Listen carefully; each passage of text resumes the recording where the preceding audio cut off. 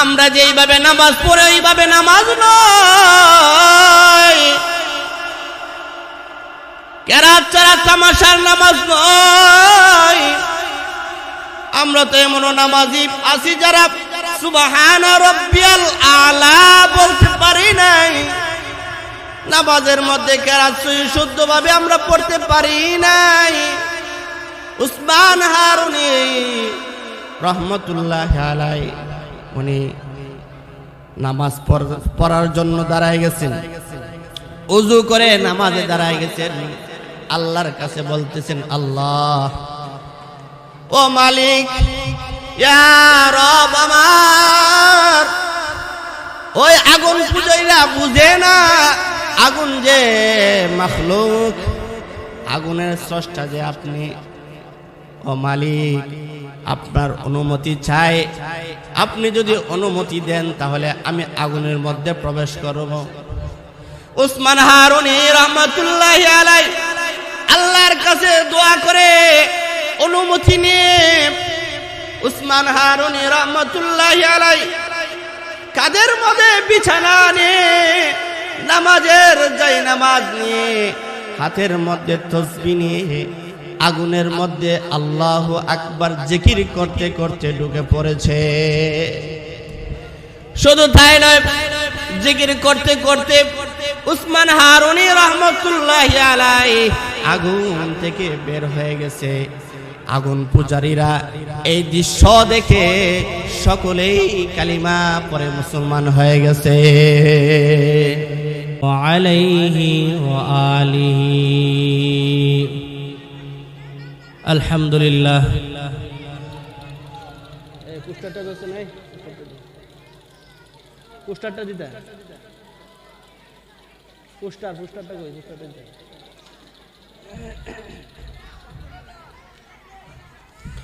আলহামদুলিল্লাহ। ধামাউরা চাঁদের ছর ইসলামী ছাত্র যুব সংগঠনের উদ্যোগে 10তম বার্ষিক ইসলামী মহাসম্মেলনের সম্মানিত সভাপতি সাহেব, দিগার উলামায়ে কেরাম, আমার পর্দানিশী মা ও বোনেরা, আল্লাহ তাআলার দরবারে অসংখ্য অগণিত শুকর যে আল্লাহ রব্বুল আলামিন আমাদেরকে এই মহতি মাহফিলে আল্লাহ রব্বুল আলামিন আমাদেরকে আসা এবং বসার তৌফিক দান করেছেন। এই জন্য দিল থেকে মহাব্বতের সাথে কালিমাতুল শুকর আদায় করি, সকলে বলে আলহামদুলিল্লাহ।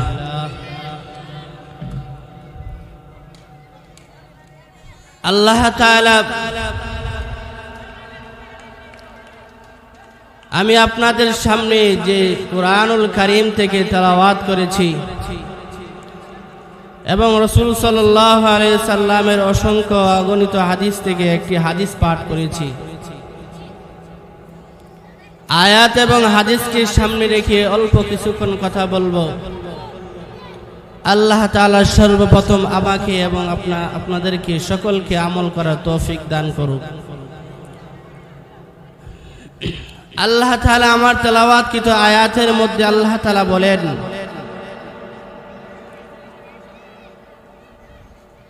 ইন্নাল্লাযীনা আমানুত্তাকুল্লাহ ইয়া আইয়ুহাল্লাযীনা আমানুত্তাকুল্লাহা হাক্কা তুকাতিহি ওয়া লা তামুতুন্না ইল্লা ওয়া আনতুম মুসলিমুন। আল্লাহ তাআলা মুমিনদেরকে লক্ষ্য করে বলতেছেন, ইয়া আইয়ুহাল্লাযীনা আমানুত্তাকুল্লাহ, হে ঈমানদারগণ তোমরা আল্লাহকে ভয় করার মতো ভয় করো। ওয়া লা তামুতুন্না ইল্লা ওয়া আনতুম মুসলিমুন, সাবধান মুসলমান না হইয়া যেন কেউ মৃত্যুবরণ না করো। আল্লাহ তাআলা ঈমানদারকে কেন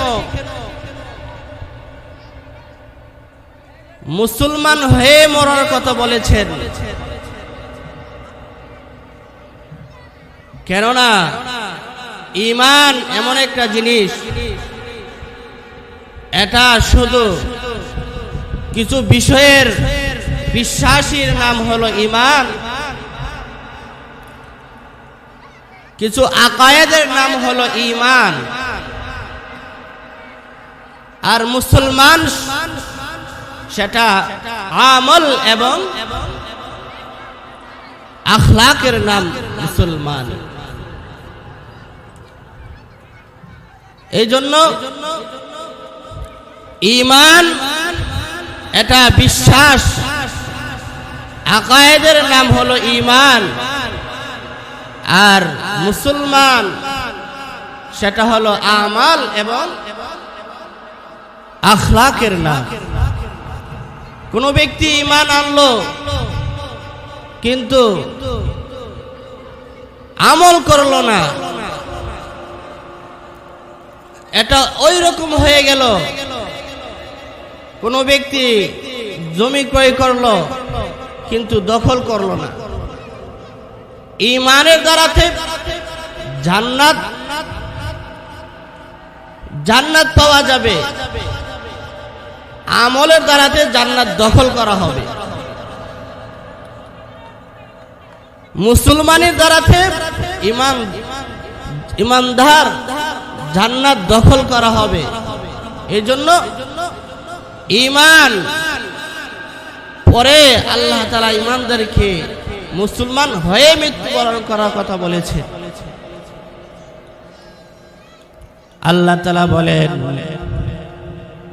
ইয়া আইয়ুহাল্লাযীনা আমানুত্তাকুল্লাহ ইয়া আইয়ুহাল্লাযীনা আমানুত্তাকুল্লাহা হাক্কা তুকাতিহি ওয়া লা তামুতুন্না ইল্লা ওয়া আনতুম মুসলিমুন।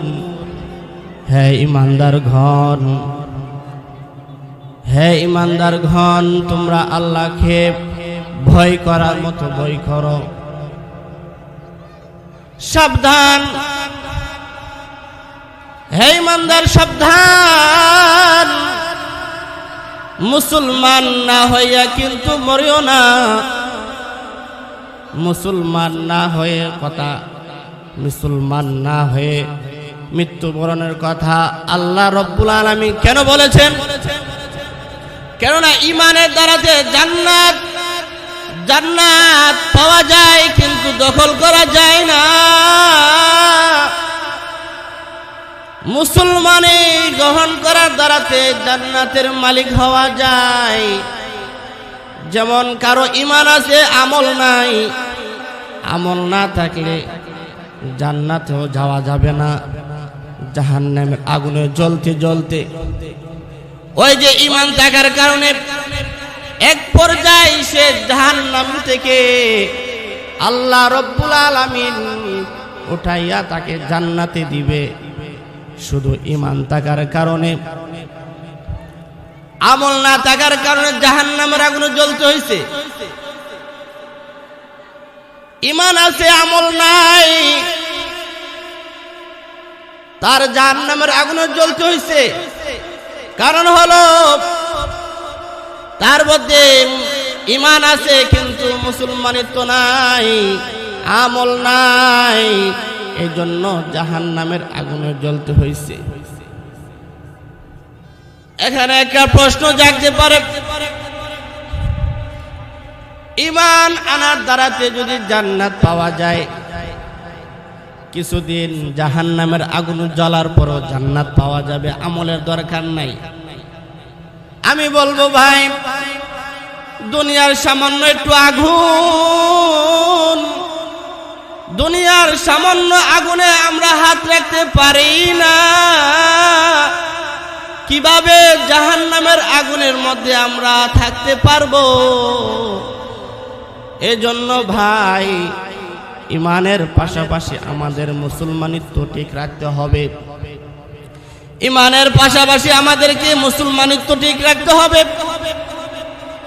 ঈমানের পাশাপাশি যদি আমাদের মুসলমানিত্ব আমাল ঠিক থাকে, আল্লাহ রব্বুল আলামিন আমাদের জন্য জান্নাত দান করবেন। যেই জান্নাত চিরকাল দেখা যাবে, যেই জান্নাতে কোনো শুরু আছে শেষ নাই। যে জান্নাতে চিরকাল থাকা যাবে। চিরকাল থাকার জন্য বান্দার ঈমানের পাশাপাশি মুসলমানিত্ব থাকা জরুরি। ঈমানের পাশাপাশি বান্দার আমল থাকা জরুরি। এই জন্য আল্লাহ রাব্বুল আলামিন বলতেছেন, ঈমানদাররা তোমরা সাবধান হয়ে যাও, মুসলমান না হইয়া কিন্তু মরিও না। এই জন্য বোঝা গেল যে ঈমান এটা হইল বিশ্বাসের নাম, আর মুসলমান হলো আমালের নাম। যার মুসলমানিত্ব যত বেশি খাঁটি হবে আল্লাহ রাব্বুল আলামিনের দরবারে ওই বান্দা তত বেশি দামি হবে। আল্লাহ তাআলার নিকট ওই বান্দাটা সবচেয়ে বেশি দামি হবে। আমরা তো মুসলমান, নামের মুসলমান, কিন্তু মুসলমানিত্ব যেটা আমরা নামকে ওয়াস্তে মুসলমানিত্ব দাবি করি, আমরা প্রকাশ করি আমরা ইমানদার, আমরা মুসলমান, কিন্তু আমাদের মধ্যে পরিপূর্ণ ইমানদারি এবং মুসলমানিত্ব নাই। এই জন্য আমাদের দোয়াও কাজে আসে না, আমাদের ইবাদত বন্দেগীও কাজে আসে না। আল্লাহ তাআলার নিকট দোয়া করলে দোয়া কবুল হয় না। যদি আমাদের মুসলমানিত্ব, যদি আমাদের ঈমানটা যদি আমাদের আদি পিতা হযরত ইব্রাহিম আলাইহিস সালাতু ওয়াস সালামের মতো হয়, আমাদের মুসলমানিত্ব যদি ইব্রাহিম আলাইহিস সালাতু ওয়াস সালামের মতো হয়, ইব্রাহিম আলাইহিস সালাতু ওয়াস সালাম যেইভাবে আগুনে আগুন তার জন্য ফুলের বাগান হয়েছে, আমাদের জন্য এই আগুন ফুলের বাগান হবে।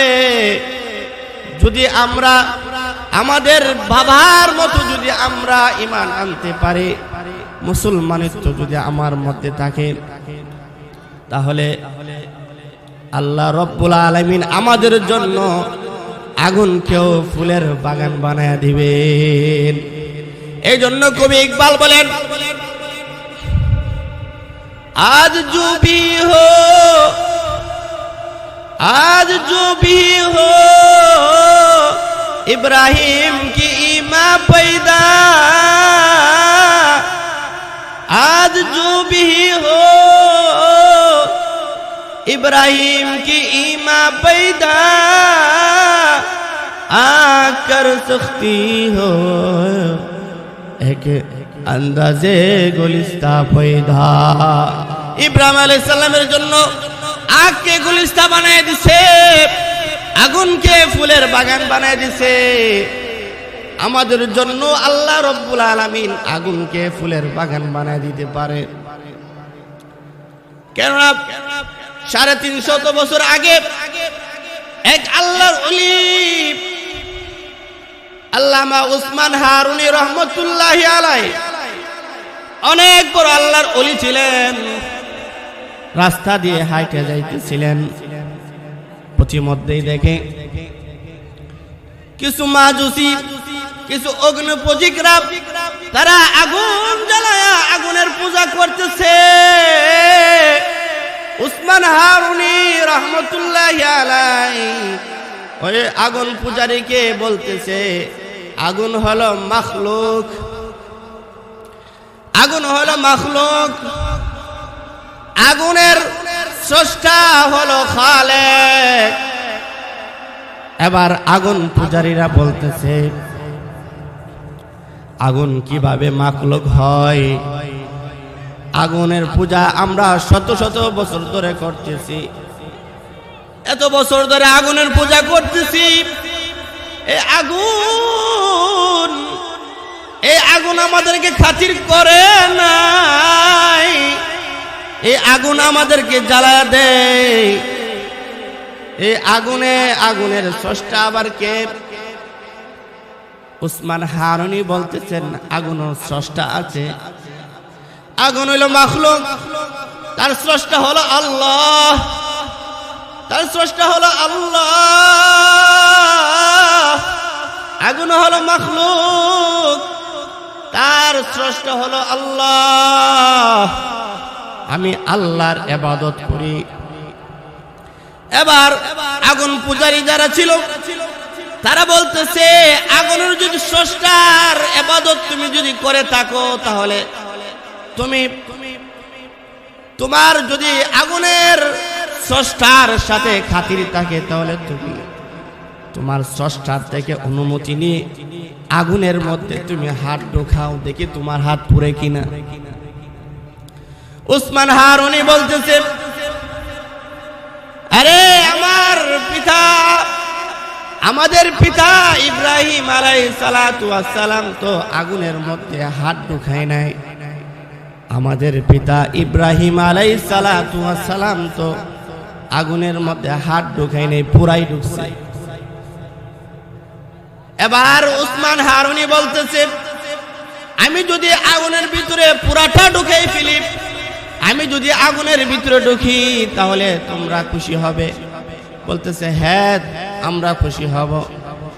আমি যদি আগুনের ভিতরে ঢুকি, তাহলে তোমরা কি আগুনের স্রষ্টার প্রতি ঈমান আনবা?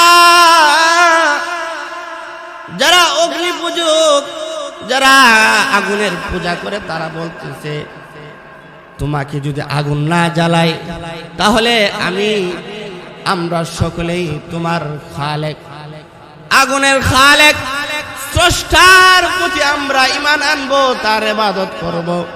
এই বলে এবার উসমান হারুনি রহমতুল্লাহি আলাইহি বলতেছে, আমার মালিকের সাথে, আমার স্রষ্টার সাথে আমি একটু কথা বলে নেই, একটু ইজাজত নিয়ে নেই। অগ্নি পূজকরা বলতেছে, এটা আবার কিভাবে? বলতেছে, ওজুর পানি নিয়ে আসো। ওজুর পানি নিয়ে আসলেন, ওজু করলেন। ওজু করার পরে 2 রাকাত নামাজ পড়লেন, ডঙ্গের নামাজ নয়। আমরা যেইভাবে নামাজ পড়ে ওইভাবে নামাজ নয়, কেরাত ছাড়া তামাশার নামাজ নয়। আমরা তো এমন নামাজি আছি যারা সুবহানা রাব্বিয়াল আলা বলতে পারি নাই, নামাজের মধ্যে কেরাত শুদ্ধভাবে আমরা পড়তে পারি নাই। উসমান হারুনি রহমতুল্লাহি আলাইহি উনি নামাজ পড়ার জন্য দাঁড়ায় গেছেন, ওযু করে নামাজে দাঁড়ায় গেছেন। আল্লাহর কাছে বলতেছেন, আল্লাহ ও মালিক, ইয়া রব আমার, ওই আগুন পূজারীরা বুঝে না আগুন যে মাখলুক, আগুনের স্রষ্টা যে আপনি। ও মালিক, আপনার অনুমতি চাই, আপনি যদি অনুমতি দেন তাহলে আমি আগুনের মধ্যে প্রবেশ করব। উসমান হারুনি রহমাতুল্লাহি আলাইহি আল্লাহর কাছে দোয়া করে অনুমতি নিয়ে উসমান হারুনি রহমাতুল্লাহি আলাইহি কাদের মধ্যে বিছানা নিয়ে, নামাজের যাই নামাজ নিয়ে, হাতের মধ্যে তাসবিহ নিয়ে আগুনের মধ্যে আল্লাহু আকবার জিকির করতে করতে ঢুকে পড়েছে। শুধু তাই নয়, জিকির করতে করতে উসমান হারুনি রহমাতুল্লাহি আলাইহি আগুন থেকে বের হয়ে গেছে। আগুন পূজারীরা এই দৃশ্য দেখে সকলেই কালিমা পড়ে মুসলমান হয়ে গেছে। তাদের মুসলমানই কেমন ছিল, তাদের আমাল কেমন ছিল, তারা এত পর্যন্ত হয়ে গেছে যে আগুন পর্যন্ত তাকে স্পর্শ করে নাই। উনার খলিফা ছিলেন খাজা মঈনুদ্দিন চিশতি রহমতুল্লাহি আলাইহি, যিনি হাজার হাজার কাফের তার হাতে মুসলমান হয়েছে। উনার খলিফা ছিলেন আল্লামা কুতুবউদ্দিন বখতিয়ার খাকি রহমতুল্লাহি আলাইহি। কুতুবউদ্দিন বখতিয়ার খাকি রহমতুল্লাহি আলাইহি উনি শুধু 3 দিন দরুদ শরীফ পড়া বন্ধ করে দিছে। স্বপ্নে যুগে আল্লাহর রাসূল সাল্লাল্লাহু আলাইহি ওয়াসাল্লাম আয়েশা বলতেছেন, হে কুতুবউদ্দিন বখতিয়ার খাকি, 3 দিন হয়ে গেছে তুমি কেন দরুদ শরীফ পড়ো নাই? 3 দিন দরুদ শরীফ না পড়ার কারণে আল্লাহ রাসূল সাল্লাল্লাহু আলাইহি ওয়াসাল্লাম তার কাছে স্বপ্ন যুগে দেখায় দিলেন কেমন আল্লাহর ওলি ছিলেন। কুতুবউদ্দিন বখতিয়ার খাকি রহমাতুল্লাহি আলাইহি কেমন আল্লাহর ওলি ছিলেন। বলা হয়েছে যে উনার খাদেমকে বলতেছে, উনার খলিফাকে বলতেছে, খলিফা আমার মৃত্যুর পরে আমার জানাজা এমন লোকদের দিয়া করাইবা, এমন মুসলমানের দিয়া করাইবা যার মধ্যে 4টা গুণ থাকবে, তাকে দিয়ে আমাকে জানাজার নামাজ পড়াইবা। 4 গুণ না থাকলে তাহলে আমার জানাজা পড়াইবা না। যার মধ্যে 4টা গুণ থাকবে তারে দিয়াই আমার জানাজার নামাজ পড়াইবা। যদি 4 গুণ না পাওয়া যায় যে মুসলমানের মধ্যে, তাহলে আমাকে বিনা জানাজায় দাফন করাইয়া দিবা। কিছুদিন পরে কুতুবউদ্দিন বখতিয়ার খাকি রহমাতুল্লাহ আলাইহি ইন্তিকাল হয়ে গেছে। উনার খলিফারা যারা ছিল, যারা মুরিদ ছিল, তারা সকলেই জানাজার উপস্থিত হয়েছে জানাজার নামাজ পড়ার জন্য। লাশ সামনে উপস্থিত, এবার জানাজার নামাজ শুরু হয়ে যাবে। এর আগ মুহূর্তে খলিফা ডাক দিয়ে বলতেছেন, সাবধান, আমার হুজুরের জানাজা পড়াইতে গেলে 4টা গুণ লাগবে। 4টা গুণ যদি যাদের মধ্যে থাকবে সে আমার উস্তাদের, আমার হিসাবে হুজুরের জানাজার নামাজ পড়াইতে পারবে। 4 গুণ যদি না থাকে তাহলে কেউ যেন সামনে না বাড়ায়। কি 4টা গুণ? এবার খলিফা বলতেছেন, এ লোক সকল, 4টা গুণের মধ্যে প্রথম নম্বর গুণ হলো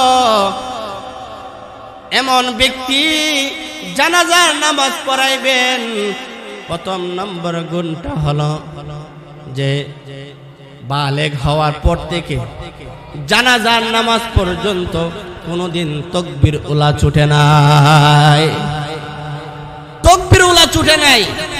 বালেগ হওয়ার পর থেকে জানাজার নামাজ পর্যন্ত তাকবীর উলা ছুটে নাই একত্র। এমন ব্যক্তি দিয়া আমার জানাজার নামাজ পড়াইবা। দ্বিতীয় নম্বর গুণ থাকতে হবে যে বালেগ হওয়ার পর থেকে আমার জানাজার নামাজ পর্যন্ত রাত্রে বেলায় শেষ রাতে পিঠ লাগায় নাই, অর্থাৎ কোনদিন তার তাহাজ্জুদের নামাজ ছুটে নাই।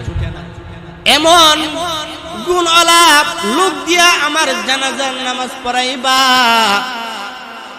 এবার বলতেছেন 3 নম্বর গুণ, এমন ব্যক্তি দিয়া আমার জানাজার নামাজটা পড়াইবা যার মধ্যে, যে ব্যক্তি বালেগ হওয়ার পর থেকে এই পর্যন্ত কোনদিন আসরের 4 রাকাত সুন্নাত ছুটে নাই, আসরের 4 রাকাত সুন্নাত ছুটে নাই, এমন ব্যক্তি দিয়া আমার জানাজার নামাজ পড়াইবা। এবার আল্লাহর ওলি 4 নম্বর গুণ বলতেছেন। 4 নম্বর গুণ হলো এমন ব্যক্তি দিয়া আমার জানাজার নামাজ পড়াইবা। খলিফা, তুমি এমন ব্যক্তি দিয়ে আমার জানাজার নামাজ পড়াইবা যে তার চক্ষু দিয়ে জীবনে কোনোদিন খায় সাথের সাথে কোনো মহিলার দিকে তাকায় নাই, কোনোদিন তার চক্ষু দিয়ে কোনো বেগানা পুরুষ নারীকে দেখে নাই, এমন ব্যক্তির দিয়া আমার জানাজার নামাজ পড়াইবা। এই চারটা গুণ যখন সবার সামনে পেশ করলেন, এবার জানাজার মাঠের মধ্যে কান্না শুরু হয়ে গেছে। সবাই মাথা নিচু দিয়ে কান্না করতেছে। হায়, ওই সময় মুসলমান ছিল, ওই সময় এই গুণ বিশিষ্ট মুসলমান ছিল। হঠাৎ করে দেখে দিল্লির বাদশা, দিল্লির শাসক সুলতান শামসুদ্দিন আলতামাশ রহমতুল্লাহি আলাইহি সামনের দিকে পা বাড়াইয়া দিছেন জানাজার নামাজ পড়ার জন্য। জানাজার নামাজ পড়ার জন্য সামনের পা বাড়াইয়া দিছেন। সামনের দিকে গিয়ে ওই কুতুবউদ্দিন আলতামাশ, কুতুবউদ্দিন খাকি রহমতুল্লাহি আলাইহি ওনার মুখের কাপড়টা সরাইয়া বলতেছে, রে আল্লাহর ওলি, জান্নাতে যাইতেছ, মুসলমানি নিয়ে জান্নাতে যাইতেছ, আরেকজনের মুসলমানি প্রকাশ কইরা গেলা। আমি যদি জানাজার নামাজ না পড়াই তাহলে আমার মুসলমানি গোপন থাকে। এখন তো তোমার জানাজা পড়ানোর জন্য আমার আবশ্যক হয়ে গেছে। ওরে আল্লাহর ওলি, ও আল্লাহর ওলি, জান্নাতে যাইতেছ, সাবধান, তুমি কিন্তু আমাকে না লইয়া জান্নাতে যাইও না। জান্নাতে যাওয়ার সময় আমার দিকে একটু হাতটা বাড়ায়েন, আমাকে নিয়ে জান্নাতে যায়েন। এই কথা বলে জানাজার নামাজ পড়াইলেন। কেমন বাদশা ছিলেন, তার ভিতরে কেমন মুসলমানিত্ব ছিলেন, যে এত বড় আল্লাহর ওলি, যার তুলনায় আমাদের বর্তমান যুগের কোন আলেমের তুলনা হয় না, কোন বুজুর্গের তুলনা হয় না, কোন পীর বুজুর্গের তুলনা হয় না। বলা হয়েছে যে তার মুসলমানি কেমন ছিল। আরে আমাদের নবীজির মুসলমানি কেমন ছিল? আল্লাহ রসুল সরকারে দো আলম নবীর মুসলমানিত্ব কেমন ছিল? আল্লাহ রসুল বলেন, আল মুসলিমু মান সালিমাল মুসলিমুনা মিন লিসানি, আল মুসলিমু মান সালিমাল মুসলিমুনা মিন লিসানি ওয়া ইয়াদিহি। আল্লাহ রসুলের মুসলমানিত্ব কেমন? আল্লাহ রসুলের ইন্তেকালের আগ মুহূর্তে,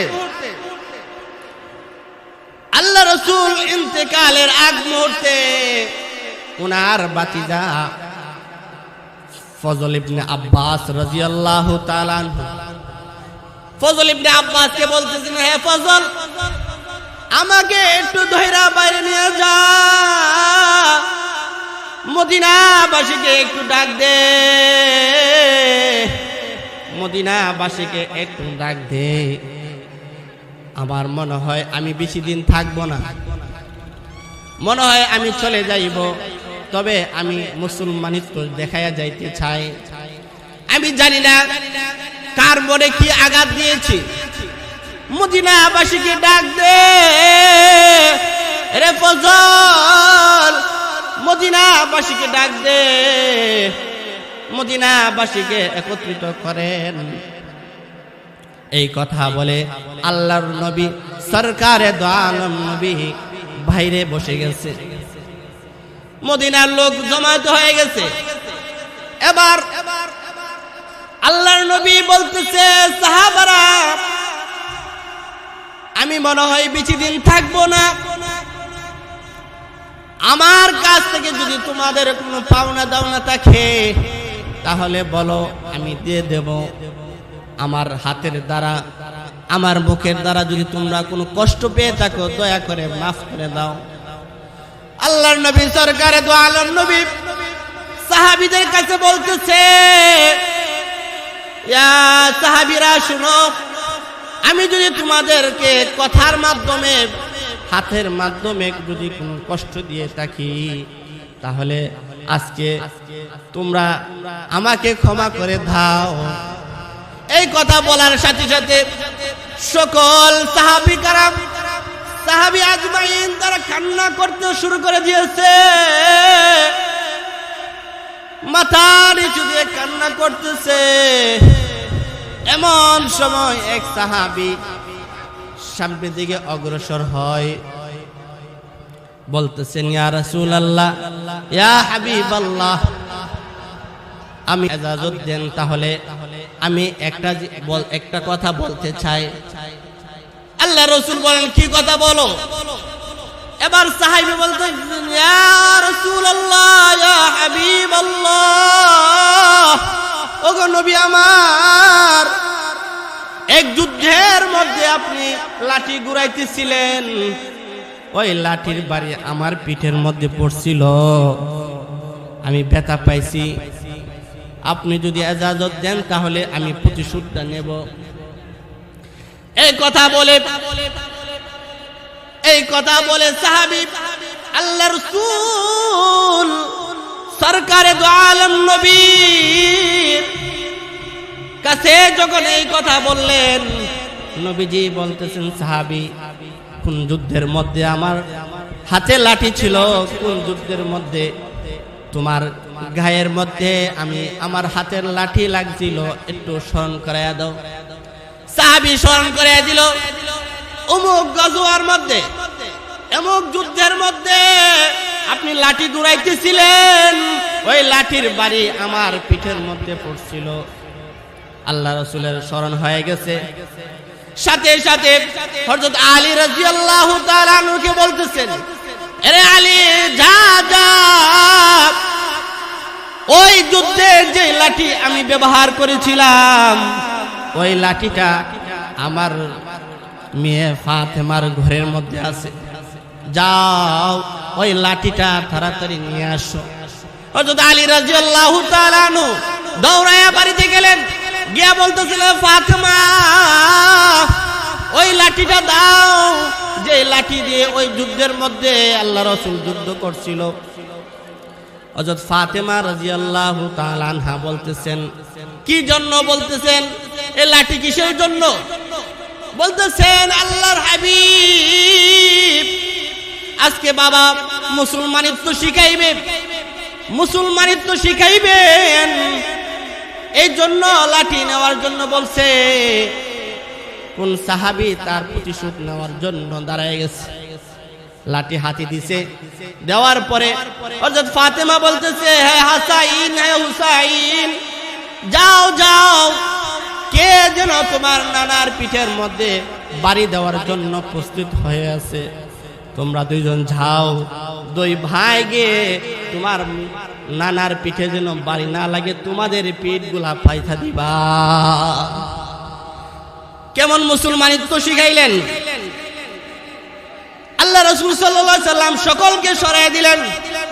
সাহাবীকে বলতেছেন, নেও, এই যে তোমার লাঠি, এই লাঠি দিয়ে আমাকে যেইভাবে তোমাকে বাড়ি দিয়েছিলাম, ওইভাবে আমার একটা বাড়ি দাও।